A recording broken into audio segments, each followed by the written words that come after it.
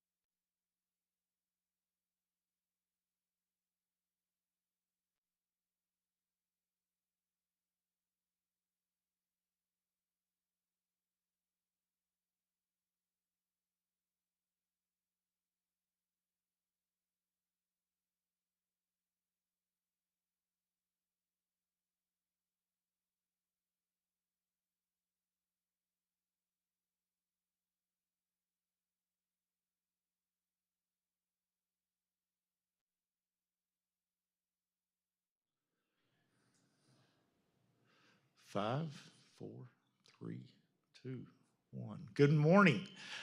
I'm Dave Crouch. This is Policy Talks, and it is produced by the Williamson Chamber, better known as Williamson Inc.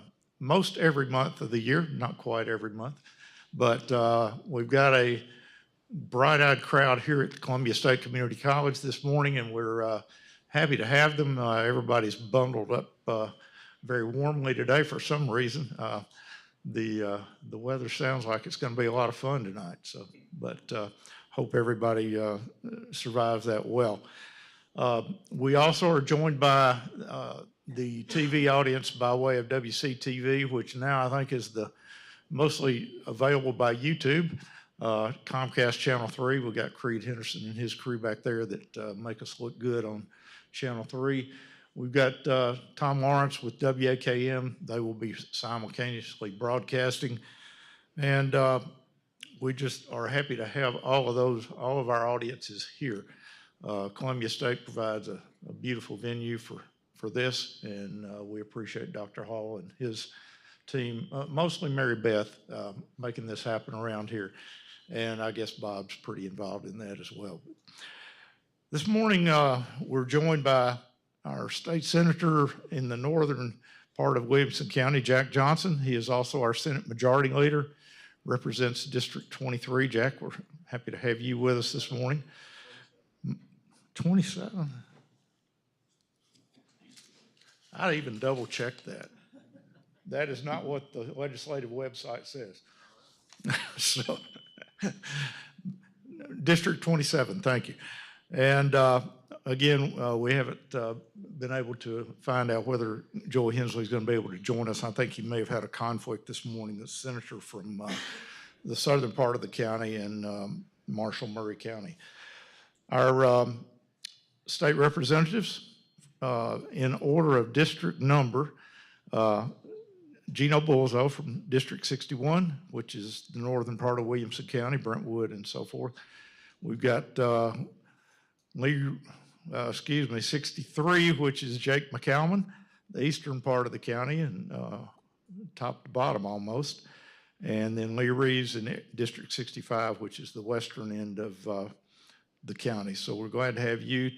Todd Warner is District 92. Covers the Spring Hill area, the southern part of Williamson County, and Marshall County. And you don't have any of Murray. So we're appreciate these guys taking time to be with us this morning, and hope we have a lively discussion. Jack, you made the news here this week. You've got $1 million in your campaign account. That's a record, I think, isn't it? Yeah, good morning, everyone. Okay, Dave, we'll start with that, if that's where you want to go. Yeah, thank you. It's great to be back with everyone. Always enjoy these conversations every month during session. Very grateful to the Chamber and WAKM and all the folks who help make it happen. It's a great opportunity for us to get to talk about some of these issues and more than just a very quick soundbite and refute a lot of the garbage that gets put out there on social media about some of the issues that we're facing. But yeah, we have convened. We kicked off a week ago Tuesday, pursuant to the Constitution. It's usually a pretty slow start as people are getting their bills filed and committees are getting underway. And we have the governor's State of the State address scheduled for February 2nd. So I believe that's a week from Monday. And we kind of have the start of session, which is the second Tuesday in January, what the Constitution calls for. But really the official kickoff of session is the governor's State of the State. That's when he delivers his initial budget proposal. We start having budget hearings, and obviously committees get underway and that type of thing. So I'll end where you started. Very grateful for the support I've received from Williamson County for my reelection. Thank you. I would predict you're going to be our state senator for another 4 years, at least, if not somewhere up the ladder from there. The governor's budget, do you know much about what the priorities are going to be this year? Yeah, so we've covered this many times, so I won't go into tremendous depth, but our budget is based on forecasted revenues. So we have a funding board that meets throughout the year studying the economy. We get over 2/3 of our revenue from sales tax in the state of Tennessee, and I'm a big fan of that, consumption taxes. But one of the things about that is it's less predictable than other forms of taxation. I'm very happy we don't have a state income tax, we don't have a state property tax. But because sales taxes, consumption taxes are subject to political or rather economic ebbs and flows, we have to be very mindful of that. So the funding board makes a prediction. We base our budget on that. We're very conservative with that. If we're doing our job, we're going to come in under, meaning we're going to spend less, and what we project in terms of revenue growth will be less than what we actually collect, which means we come back with a surplus, recurring, potentially non-recurring. And so throughout the fiscal year, we're watching that very closely, much like you would a business. You have a budget for your business, you predict sales, revenues, and expenditures, and so forth, and you track that throughout the year. So far, we're tracking very close to the estimates. December was a bit of a surprise. Revenues came in a little bit better than anticipated, which is a good sign.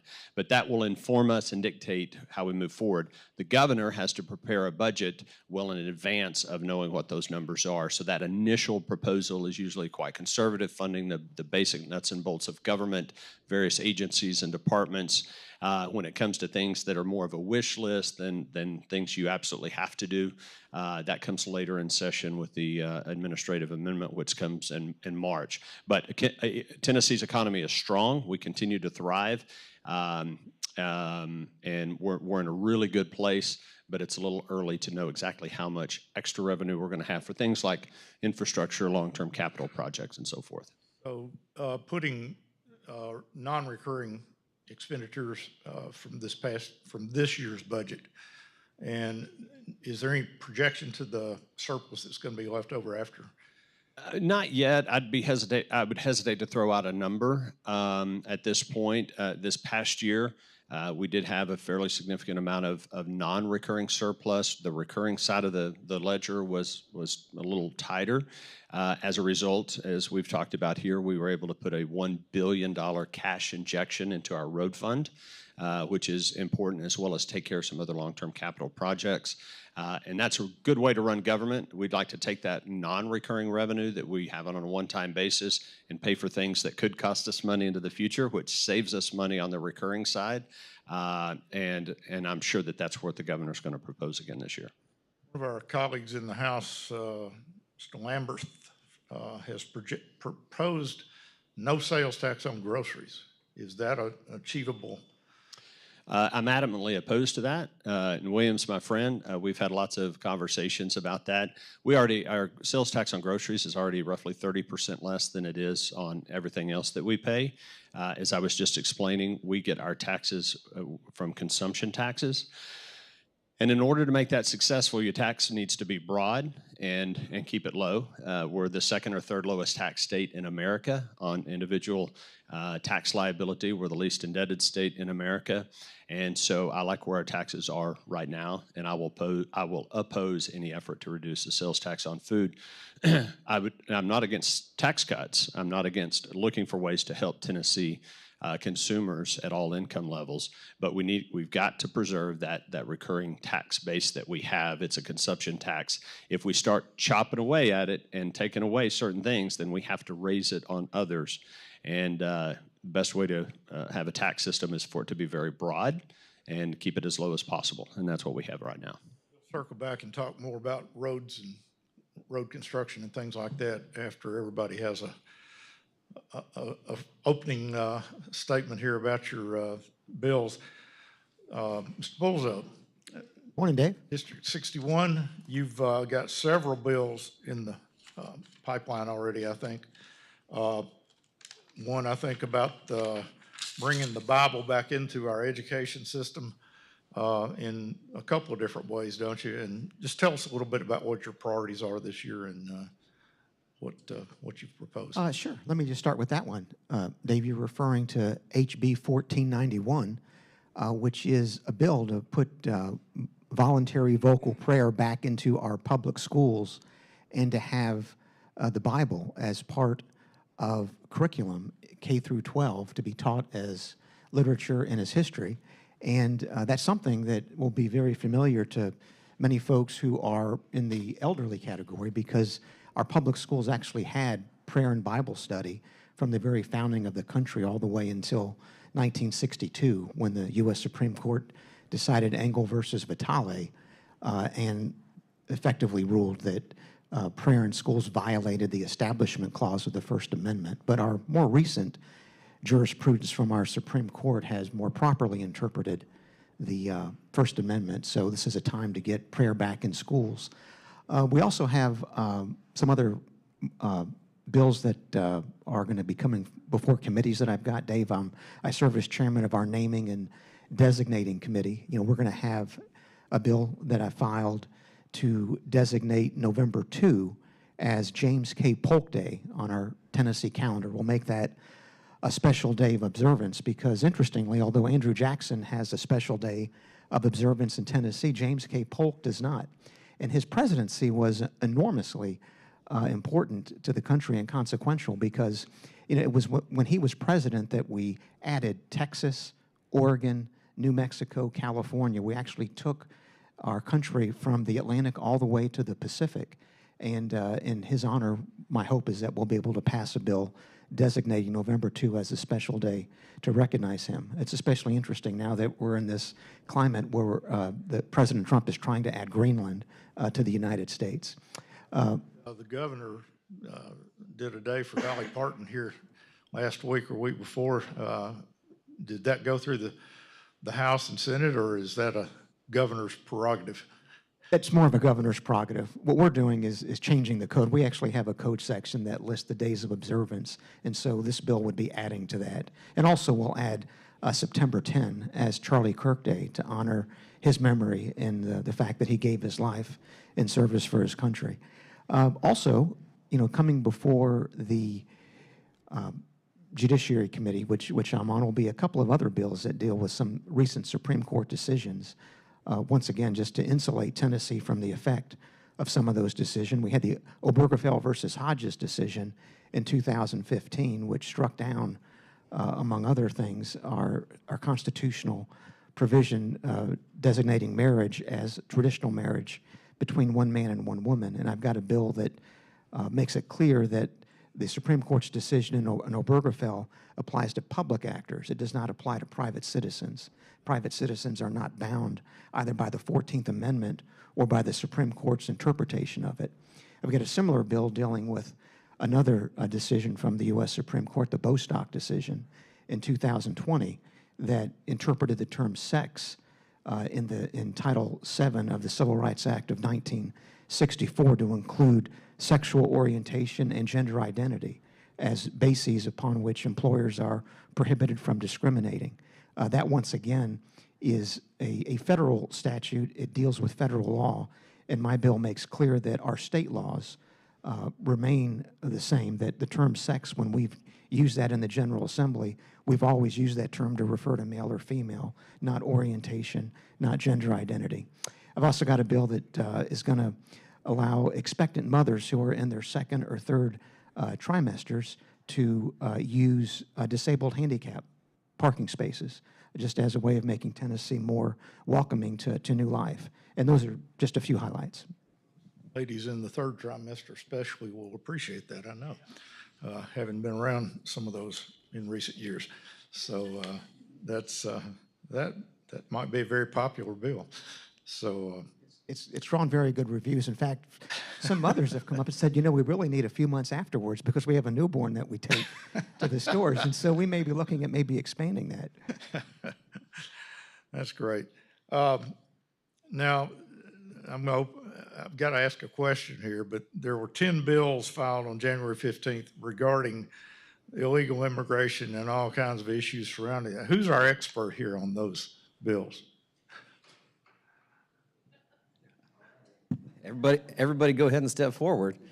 All right. Well, I thought it might be you, Mr. Lee, but let's give Jake his turn in the saddle. I just want to be sure we covered that, and I wasn't quite sure who the best spokesman for those bills. Jake McCalman, District 63, you're our protector of the Transportation Committee and the Transportation Subcommittee this year. Now, that means we ought to get a lot of road projects in Williams County, right? One would think. I think protector, I think more than willing victim is probably the better descriptor of it, Dave. So what do you see coming from transportation this year? I know Jack was quick to remind me that y'all put $5.3 billion into the road construction above and beyond the budget over the last couple, 3 years. So, and we appreciate that, sir. But when are we going to see dirt turning in Williamson County or up and down I-65 places that some of us travel on a regular basis? Well, as you know, Dave, we don't take a debt out on our roads. We pay as we go historically. Last year, we were tasked on the Transportation Committee to find new creative ways of generating new road funding. Something that I'm carrying this year, we're calling it the SHARE Act, which is an acronym for Safe Highways and Roads Enforcement. What this does, it basically enacts a state penalty on all moving violations. $25 for private citizen, $50 for a commercial driver's license, $100 for a DUI. The thought with that is if you're going to break the rules of the road, well, you can pitch in a little bit to help fund them. Just looking at last year's numbers, if we had this in place, that would have covered the cost of what we spent plowing snow last year, which was about $20 million. $20 million doesn't seem like a lot. It's not going to fix I-24 or 65, but it could certainly go towards something like a Nolensville Road or a 31, some of these smaller county and municipal projects that are state funded. So really looking forward to getting that pushed through. We've got a lot of positive feedback on that. But it comes down to funding, and we've got 95 counties. Every one of those counties has got potholes that need to be fixed. It's got new roads that need to be built. And we got to figure out new ways to get that funding. So, any suggestions? Well, 65, I'm excited about it because it's in the pipeline to have one of our choice lanes put in. I think that will be immensely helpful with alleviating some of that traffic, mainly because the state's not paying to build it. So it's a new lane that the state will own, a private company builds, and it frees up, it adds one more lane that we can all drive through to avoid that traffic. What's the timeline on something like that? I'm not sure on the timeline. I know 24 is first just because of, 24 is a gridlock all day, every day. Yeah. I'm fairly certain that 65 is either second or third in the pipe, but I'm not, don't quote me on that. Anything else on the top of your list this year? Human trafficking, always a passion of mine. Want to make sure we're doing what we can in this state to help combat it. We've done a lot of good things in the past with regards to statute of limitations and victims restitution. Something that I'm looking at this year is incorporating a age-appropriate K through 12 curriculum that would help educate students on how to recognize signs of it, but also how not to end up a victim of it. Looking forward to having discussions on that as well. Representative Reeves, Lee Reeves. Yes, sir. District 65. Go ahead and tell us about those immigration bills, or those kind of bills. Okay. However you want to characterize them. Well, sure. So last Thursday, leadership in the House and in the Senate had a press conference related to 9 bills, and that may become more, that kind of comprehensively deal with illegal immigration in the state of Tennessee. One of those is an illegal entry bill, and that's something I've been an advocate for the last year or so, and I'm really glad that leadership has kind of stepped up and adopted that, and they're going to run that as well. So I think that's very important. It basically says that if you have a final deportation order in the state of Tennessee, then you may be charged with a state crime, and that's beneficial because it gives us the ability to hold people that are not here legally, criminals specifically, that are stopped and arrested, and they're able to be picked up and deported.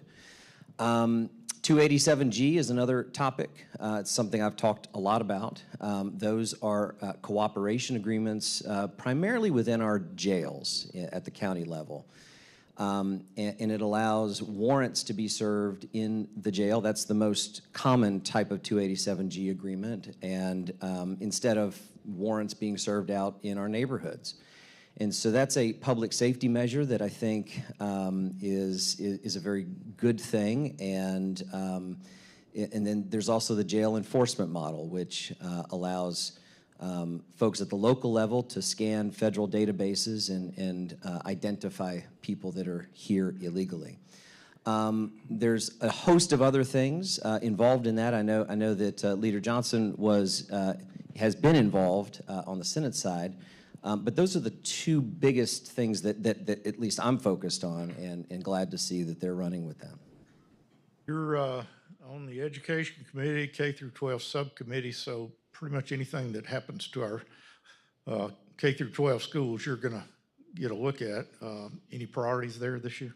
Well, the biggest is expanding our education freedom scholarships. And I know the governor wants to do that. I know that leadership is interested in doing that. We've got to see what our budget looks like, but and we'll see how much that's expanded. But that's the biggest thing. Representative Bolso sits on that committee with me, and we've done a lot. Oh, you do too. I used to. Oh, gotcha.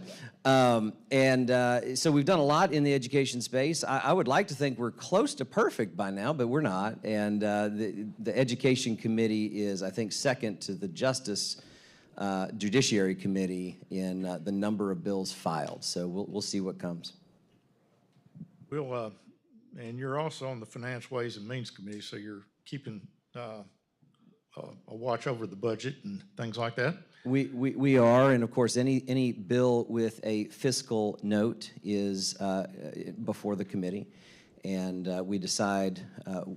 We hear those, and of course, we hear from all the departments and the agencies and their budget requests as well. And we'll start that, I believe, next week if we're in. I hope we're in, and if not, the week after. Apologies to the other gentleman for leaning on Mr. Reeves here, but Americans for Prosperity, I think, was helpful when you got elected, and they've got an agenda this year with about 4 items on it. Have you looked at those proposals and got an opinion or a priority list out of those? I've got them here. Well, I'm glad you do. I don't remember all 4, to be honest with you, but one is a regulatory act that essentially says that the departments and agencies should not be allowed to create rules that actually should be laws and in front of the legislature. And I think that's a very good thing. And we see a lot of that happening at the federal level, but I think it's important for the states to rein that in as well. They want to expand school choice, which we'll talk about more in a moment, but that's a budget issue, I understand, so we'll talk about that. Repeal the certificate of need process. Some thought that might already be down the road a ways, but Jack, you want to address that? Sure, I'm happy to chime in on that. So yeah, certificate of need, basically in Tennessee relative to healthcare to build or expand capacity. You have to go through a board to demonstrate that there's need in the community. We're one of a few states that still have a certificate of need. A lot of states have repealed or curtailed it. Phone's ringing there on my watch. Where it matters, I think, to Williamson County is relative to Williamson Health. We have this incredible hospital that's just a couple of blocks down the street from us, and kudos to the county and the board of that hospital who the hospital was created in the 1950s via a private act from the state legislature. And we have a number of private act hospitals across the state, but the Williams County Medical Center is certainly a premier medical facility, not only in the state but in the nation. Because of our payer mix in Williamson County, we're a very affluent county. We have a much higher percentage of people who are on commercial health insurance. And so the the profitability of that particular hospital, even though it's a nonprofit, but it is a very financially viable hospital. And so a lot of others would like to come in and build a hospital right next door. But they have to go through that certificate of need process to demonstrate that there is a need for that. I think there's a general sentiment in the General Assembly that certificate of need may be about a bit outdated. And so there are a lot of conversations about that, and there have been attempts to repeal certificate of need. We've made modifications relative to MRIs and other types of outpatient surgery facilities that used to be subject to certificate of need, and we've modified the code to allow those to avoid that process. But full-blown acute care hospitals like Williamson Medical Center are still subject to that. It's very important to our county because the county has guaranteed bonds that have been issued for that hospital. It's very well run. Our county commission has done an outstanding job. In my view, and I'm not going to speak for my colleagues, it is not a matter for the General Assembly to decide what is done with that hospital. That's a county issue. That should be determined by the board of the hospital and the county commission. I have worked well with our county commission over the years on statutes relative to that hospital and what can be done with it. There is consideration now that that at least they're studying the possibility of selling the hospital. I don't think that's a surprise. The county commission passed a resolution asking us to pass legislation to facilitate that, to amend the private act in order to facilitate that, should the county and the board of Williamson Medical Center decide to do that. I think that's a consideration of this movement relative to certificate of need. If I had to predict today, I do think certificate of need for acute care is going to phase out in Tennessee. It's not going to happen immediately, but there will be some type of a glide slope to do away with that process. So that's something for the county commission, for the board of Williamson Medical Center and Williamson Health to contemplate as that goes along. So very grateful for the great communication and partnership we've had with the county and our hospital folks to make sure we're doing what's best at the state level for the county. There are other priority this year, and they are a pretty significant interest group in the state, but it's to cap local property taxes and not allow just unlimited property tax increases from the states and cities around the state. Anybody want to comment on that? Then we're going to move on to Mr. Todd Warner from District 92. Thank you, Dave. It's an honor to be here this morning, and good morning, Williamson County.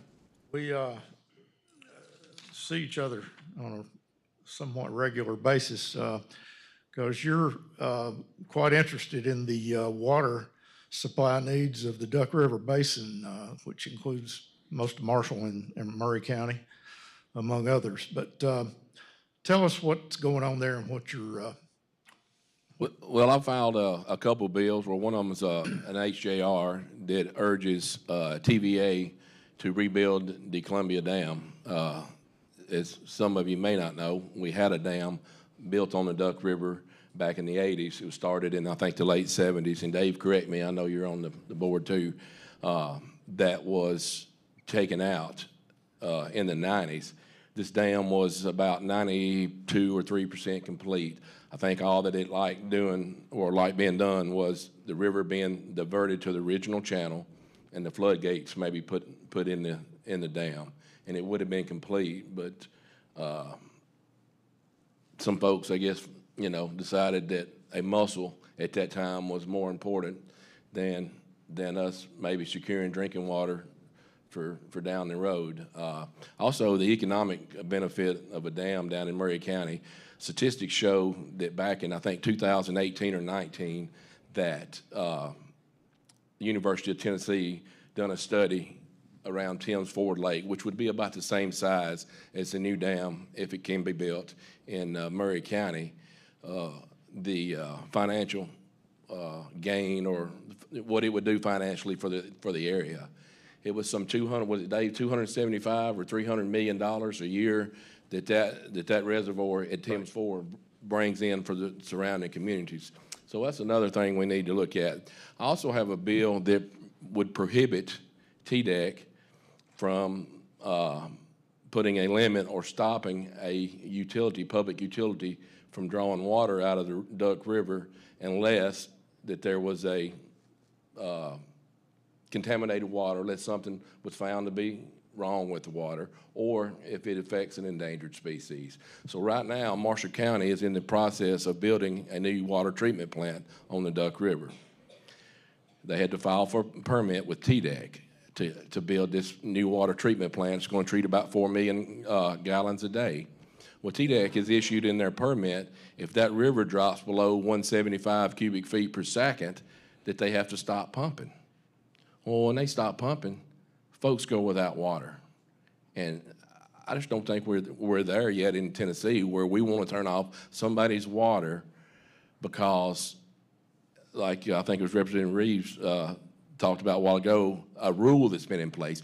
We've never passed a bill at the state that said that 175 cubic feet per second is critical. I don't know where TDEC's getting that. I was supposed to have a meeting with them this next week. Senator Boland's carrying that bill over in the Senate, but the city of Tullahoma, I think Manchester, the city of Shelbyville, city of Lewisburg, city of Chapel Hill, Marshall County Board of Public Utilities, Murray County Water, Columbia, and on down, all of those communities get their water out of the Duck River. And we're in an infrastructure crisis. Governor Lee put $100 million in last year's budget for the planning partnership to come up with different ways to help the situation. One thing they've came up with is raising Normandy Dam, I think 8 or 10 feet. Another thing they've talked about is pipeline from the Tennessee River or from the McCumberland River, which is going to be, I think, a great burden. I think early estimates show about $2 billion to run that pipeline that far. The third thing they came up with that the utilities should do is maybe regionalize. Some of them trying to go together and pump water from different stages of the region. A fourth thing that they've come up with is for lakes to be built or reservoirs to be built around the treatment plants where they could pump water out of those reservoirs when that river is at a critical stage. So I'm just trying to put some emphasis back on the dam. Somebody thought it was a good thing at one time, and I think it's a great thing now that we need to reconsider. Full disclosure, back in the late 70s, I was doing a lot of water skiing and having to drive to Center Hill, and I was looking forward to that lake right here in our backyard to have some smooth water close by. I've been mad about it ever since they tore it down. But so I've been involved in the effort that they're doing to try to bring that dam back. They have acquired 15,000 acres of land in mostly Murray County. They had originally wanted to acquire about 27,000 acres. There's only about another 4,000 that would actually be required to cover the lake footprint that they had originally planned, which is about the size of Timms Ford Lake, a little bigger than Timms Ford is what was originally planned. So I will move on from that. I could spend a while on that, but again, I've got a conflict there, so just wanted to mention. I also might mention, Dave, that Congressman Ogles, I think, has secured a funding study in Congress to maybe have a study reinstated on the feasibility study on what it would take to make this thing work. That is my understanding, and it will be part of a bill, I think, coming up later this year. But Dave, if it gets built, you going to take up skiing again? I have told several people I'm going to water ski on that lake before I die, so we'll see. Maybe right before, I don't know. Maybe something to that, Lee. We'll see. We've talked a lot about roads and so forth, and Jack, you're our fiscal authority here because you work very closely with the governor's office on budgeting and that sort of thing. And the Tennessee Road Builders Association has done a 180-degree change in their attitude toward bonding for roads in Tennessee, which is huge because they've been right with your delegation in opposing any bonding for road projects. But they've changed. What do you think about that? What are the chances of that happening? Well, I guess might ought to set the stage here a little bit as to kind of where we are with regards to roads and infrastructure, because it's obviously very important here in Middle Tennessee and all across the state. But here in Middle Tennessee, we're having a higher rate of growth than other parts of the state are as well.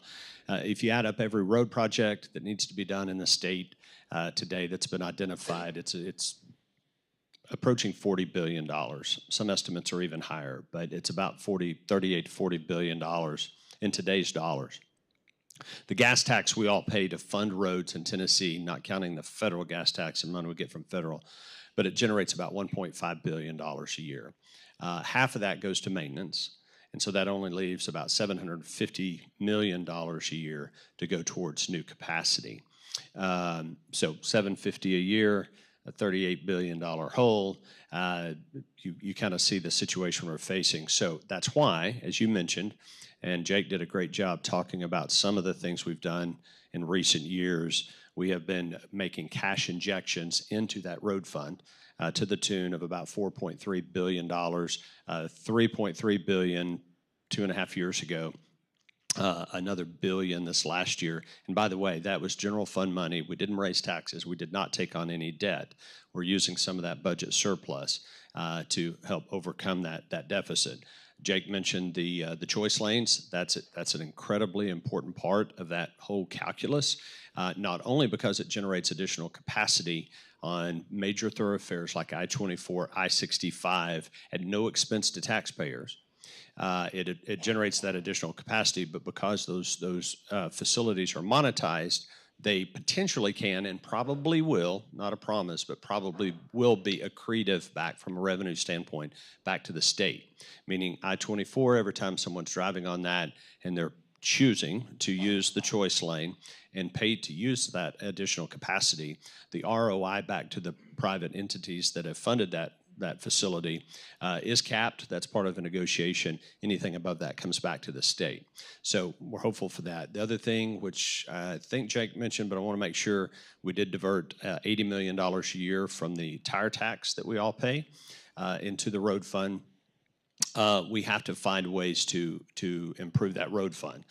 There is a great deal of resistance to abandoning that policy. If you look at Georgia, I think it's about 45% of the gas tax they're collecting is being used to repay debt from 10, 20 years prior.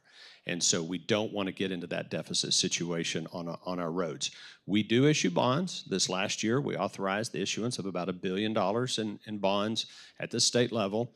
We still maintain our status as the least indebted state per capita in the entire country by a long shot. Your per capita rate of debt in Tennessee is $266. The next closest is Texas and Florida. One's about $760 and one's about $780. So we are by far the least indebted state in America, and we're going to stay that way. Yes, we have an issue with our roads. Hopefully, we'll continue to generate additional non-recurring money that can go in to expedite some of those projects. We did the tire fund. We need to find other recurring revenue sources that can go into the road fund. We got the choice lanes, which hopefully will be accretive. This is just what we've done so far. We're not done. And then the third thing, or the final thing I'll say that I'm very excited about is the boring company, which has made Tennessee probably their number one state now. There's only one other community, that's Las Vegas, that has a boring company facility. And they are doing great work to get traffic off of I-40 from the airport to downtown Nashville. And we're very excited to have them here, no cost to taxpayers, and the potential for that technology long-term to get vehicles off the road is tremendous. So a lot of things working, but it's a very high priority for us at the state. The boring, the airport traffic jam, I think, is only second to the June Lake I-65 traffic jam. But Probably right. I hear it's been pretty bad here lately, although I don't fly very often. So the chamber is very interested in workforce housing. And I don't know that there are any state bills on the agenda right now to deal with that. It's, it's a problem everywhere, but particularly in our high growth areas. Anybody have any bills or suggestions on how that might be addressed? Sure. I mean, the problem is the Fed is artificially keeping interest rates high, which reduces the ability for the private sector to either lend money, borrow money, develop property, and build houses. And many folks believe that Jerome Powell and the Fed are keeping interest rates artificially high so that for political reasons, so that President Trump actually cannot provide the type of economy that he promised to provide in the election of 2024. And I think interest rates are too high, Dave, and unless and until we get the Fed to move interest rates to where they should be, we're not going to have the type of economic activity we need in the housing sector to provide affordable housing in Tennessee or anywhere else. That's the principal problem. Couldn't argue with that at all. Interest rates are a huge part of a monthly payment on a mortgage, and if they can get those down, I'll get in the weeds just a minute, but if the Fed lowers short-term rates, sometimes that raises the rates on the 10-year, 30-year bonds, which pretty much dictate what mortgage rates are. So, and I know they're buying back bonds, which somewhat offset that tendency. But anything you would suggest that would offset that? We're going to get a new chairman of the Fed fairly soon. And so I think we have new leadership at the Fed that they'll put rates where they need to be for the benefit of the American people. And that you're right, I mean, that short-term rates will go lower. Long-term T-bills will go somewhat higher. But in the long run, if we manage the economy for the benefit of the family, we're going to be where we need to be. But right now, families just can't afford to live anymore, particularly in Williamson County. And this is just something that just frustrates us to no end in the General Assembly because it's one of the things that we have so little control over.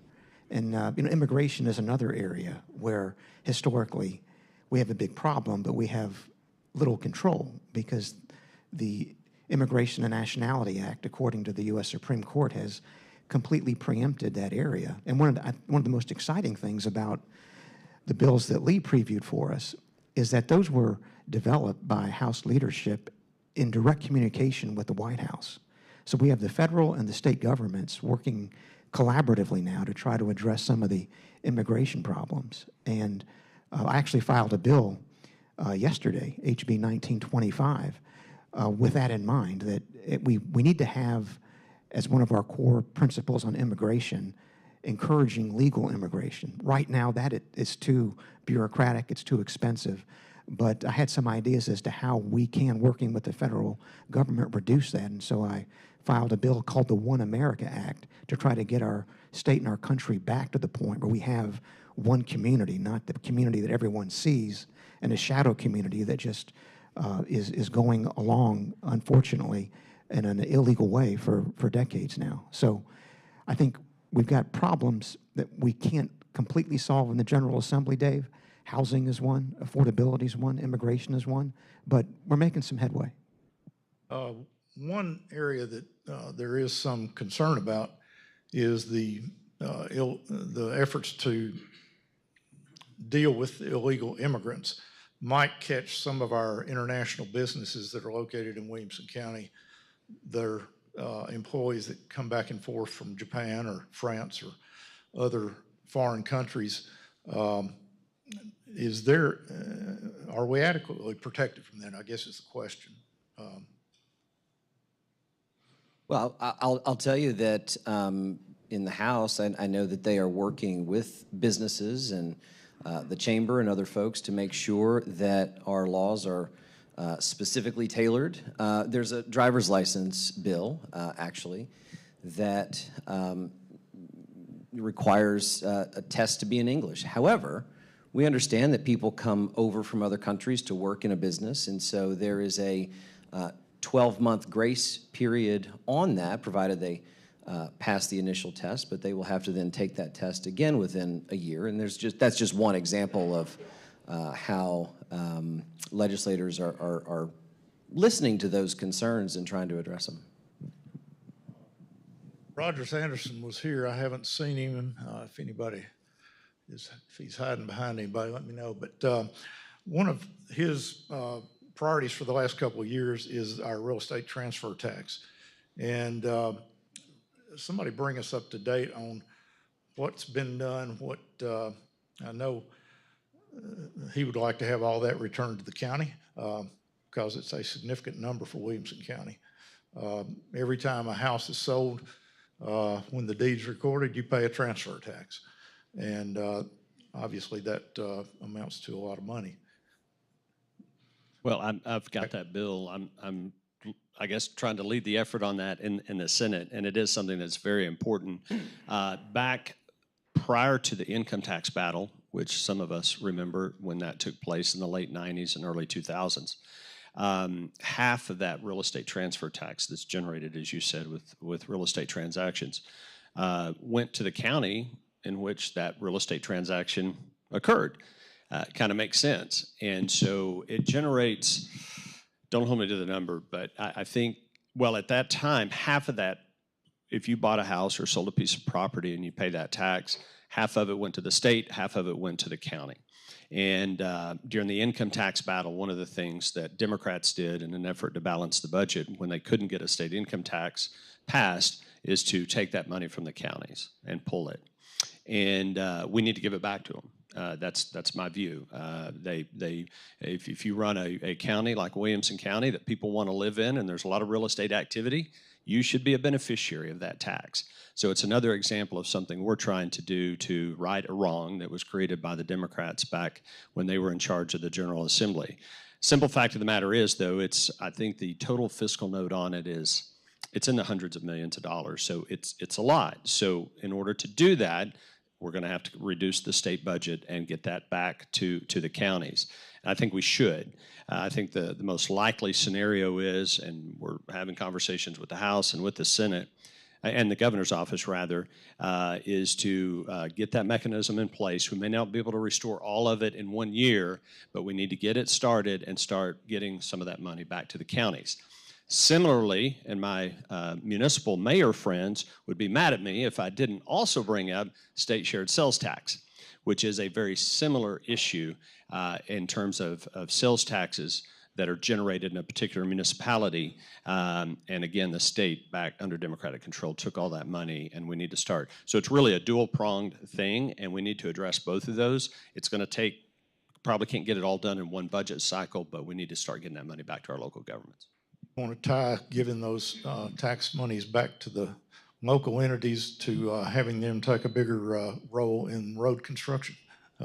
Well, that's actually a very good point, and it's something that Mayor Anderson, our county mayor, Rogers, has committed, is that maybe that is something that you could do is tie use of that state shared sales tax to go into a local contribution to important road projects. So that is a thought, it's a consideration, and I think that was smart on Mayor Anderson's part to include that. This hour has flown by. We've got 4 or 5 minutes for questions. If anybody in the audience would like to ask a question or raise an issue, I will bring the mic to you and ask you to identify yourself and speak and stand up first so we can see you. Hi, my name is Joshua. I'm a resident in Gino's district. My question was going to be about 1474, but I know that's going to be thrown out of committee since it's a flagrant attack on the First Amendment rights for expression. My question for you is, why are you trying to honor a guy who isn't from Tennessee? I mean, we don't even have a day to honor the former vice president from Tennessee, Al Gore. I don't get it. Why honor a guy who was not a public servant or in any way helped Tennesseans?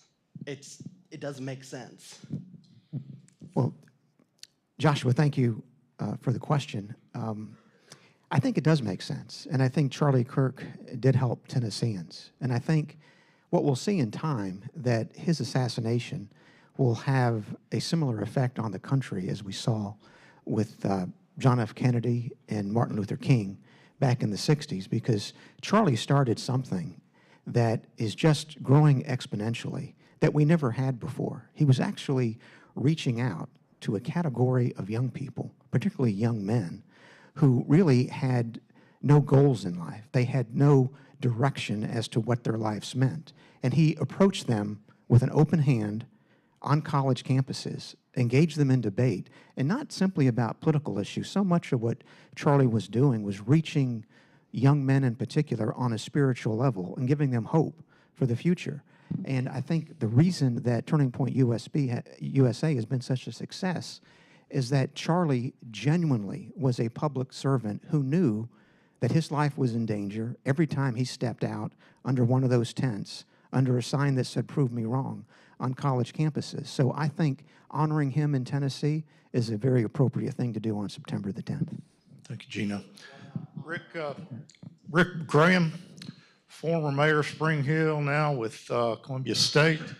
Are you famous in any other ways that I'm not aware of? As far as me, no. That's it, I do. Well, really more comments. And one, I appreciate each of you guys and what you do. Maybe at the camera. And yeah. Yeah. I bet it's that right there. Let me scoot over. Anyway, so I appreciate what you guys do and all, and I understand your intent for zero debt for state funding for transportation and infrastructure. And but what's going on is the municipalities are not debt free. I can speak for Spring Hill alone, has borrowed over $80 million for roads. So the state may be debt free, but it's not really pertaining, because when the cities are taking on the burden. My second one is the choice lanes, and you guys mentioned, and I'm not real happy that 65 is going to be done second or third, which could be years down the road, when I believe there's enough companies out there that can bid and implement dual projects at the same time. I would prefer if 65 was done at the same time as 24. And I believe we could do a dual bid system, and it could be mutual, same company or mutual companies, but I think that could be done. Comments? Well, thank you, Rick. You know, I agree with you. It's taken us entirely too long in this state to build roads. From the time a project is dedication or TDOT sees an area that needs a road project, it takes 12 to 15 years to jump through all the hurdles to get that project finished. And sometimes, you know, Mayor Anderson told me here a while back, we were on the phone, and I was going to the chamber down in Spring Hill, and you may have been there when we talked about this that day. Sometimes a governor may not put roads first priority because he's usually gone out of office by the time it's completed. I'm a firm believer that TDOT and we at the state have got to figure out a way to speed that process up. Of course, when there's federal money that comes in, which, you know, we get a lot of federal money for our roads, that there's a NEPA study that has to be done. That NEPA study takes about 2 years. You've got right-of-way acquisition. You've got the design process to go through, but we at the state have got to figure out, and TDOT has got to figure out a way to speed that up, and we've got to figure out a way to pay for it. Now, I'm going to ask a question this morning. I want to show of hands. And, you know, it's probably maybe not be the most popular question to ask, but I want to show of hands, and I want to see some honesty in this room. How many of you folks would support legalized gambling if all of that money, because I'm talking about like casino like they have in Louisville and Kentucky, like they have in Tunica, if that money went towards roads? Show of hands. I guess now let me ask you this question. What is the difference in us gambling on scratch-off cards and paying for your child's education and taking gambling and paying for roads? Does anybody have an answer what the difference is there? Because we're never going to buy our way out of this road problem. I'm telling you right now, the state's never going to be able to pay enough to buy our way out of it, and without borrowing an ungodly amount of money. And I'm not crazy about the borrowing. I like the position that the state's in. Dave's telling me to hurry up. So Another question here I want to get in before we run out of time. Andy Marshall. Thank you. Thank y'all for being here. This has been great. Yeah, the return of the transfer tax and shared sales tax will go a long way towards us fixing some of our own problems in our own communities. So I love that we're working on that and would love to continue that. My question is, who is working on who owns the land below us? We know who owns the land we stand on. We know who owns above us. Who owns the land below us? Are we working on that and securing that for projects like the Boring Company? Well, I'll defer to some of our legal counsel on the program here today, but I asked that same question, Andy, and it's my understanding, and generally speaking, if you own a piece of property, you own it to the center of the earth, and that's mineral rights and so forth. Now, you can sell those, you can lease those, you can do other things with those rights, and the same is true for state thoroughfares like state roads. Which is why the Boring Company on that initial project from the airport to downtown is going to be going under Murfreesboro Road, which is a state road. And if they wish to divert from that, then they would have to negotiate either with a private landowner to have access or rights to utilize that subsurface area. I am introducing a couple of bills. We may not need them, but I do have a couple of bills in place just in case we need to clarify some of that relative to, because if this becomes a thing, and it's early, right? I mean, we know that they're going to do that initial project, but I think it could be something for the future.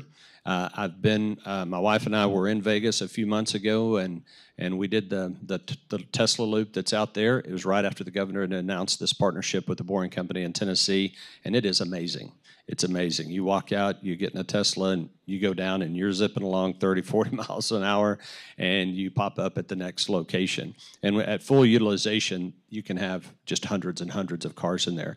So it's a wonderful thing. It's a wonderful technology. I'm very proud that Tennessee is going to be a leader in that area, and I'm going to do everything I can to make sure that we maximize utilization of that to help our citizens. Would love to continue this, but our time is almost over. Want to thank several people that make this happen, and don't know that I'm on anymore, am I? Okay. Most of all, our panelists, our state legislative delegation is a very busy group, and they take time here every month to come and talk to us, listen to us, and we really appreciate the time y'all take to do this. It's very important to us understanding what's going on. Dr. Shane Hall in Columbia State, Mary Beth, all the staff here at Columbia State, we appreciate the hospitality y'all show us here. Creed and WCTV, again, make us look very good on cable channel 3. Tom Lawrence at WAKM AM 950 is important to us. Derby Jones over here with Williamson Herald is a very important partner to get the word out about these, and we appreciate the help there. Financially, the Vanderbilt, it's Vanderbilt University Medical Center, and Brady is, raise your hand over there, is helping in a financial way as well as AT&T, and we appreciate the financial contribution to this effort. The most important lady in the room, is she still here? Terry Wimke, excuse me, has brought the coffee from McDonald's, And the Lion Leadership Group is the local franchisee for most of our McDonald's in this area, and they make sure we have free McDonald's coffee every time we meet. And our Williamson Inc. team, led by Matt Largen, back there in the back. Jenna was kind of the quarterback this time because Kel McDowell left us. But understand we've got a new government and community affairs person coming on board here shortly. Do you want to make an announcement, Matt? Okay. Just thought I'd reach out there for that. And we do have what we call a Day on the Hill on February the 17th. Want to invite everyone to participate in that. You'll follow the chamber website. We do go down to the Capitol Hill and listen to the state reps and senators and interact with them even more. So would enjoy having all y'all at that. Next policy talks, February 27th. Hope you'll all come back and bring a friend. Thank you very much for being here. We appreciate your participation.